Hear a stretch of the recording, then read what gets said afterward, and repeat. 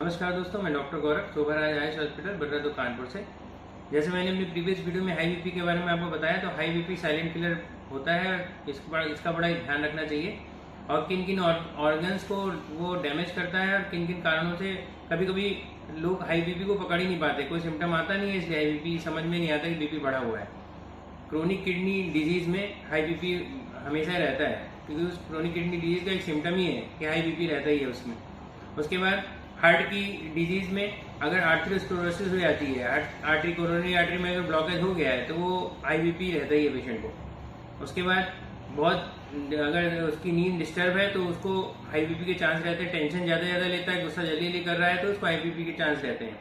अब एक बहुत ट्रू स्टोरी आपको डिस्कस करते हैं। कुछ लोग क्या करते हैं, किसी दिखाया बीपी के लिए कोई भी दवा ले ली, उसके कारण से कोई लेना देना नहीं, जबकि 4-5 अलग अलग कारणों की वजह से बीपी हाई होता है। वो क्या करते हैं, उस पर्चे को मड़वा के रख लेते हैं, डॉक्टर साहब की फीस दोबारा ना देनी पड़े, इसलिए उस पर्चे को मड़वा के 10 साल तक उस बीपी की दवा खाते रहते हैं और बहुत सारे बाकी ऑर्गन को डैमेज कर देते हैं। तो उनसे अनुरोध है कि बीपी के अलग अलग कारण होते हैं। किडनी में डिजीज की वजह से अगर बीपी बढ़ रहा है तो एक नॉर्मल बीपी की दवा कैसे ही बीपी आपका ठीक कर देगी। इसलिए क्वालिफाइड डॉक्टर को दिखाएं और बार बार दिखाया करें। उसको एक मॉनिटरिंग पे रखें हाई बीपी को, वरना वो एक दीमक की तरह है, पूरा शरीर को खोखला कर देगा और कुछ भी नहीं बचेगा जब आप सही से उसको दिखाने पे आओगे तो।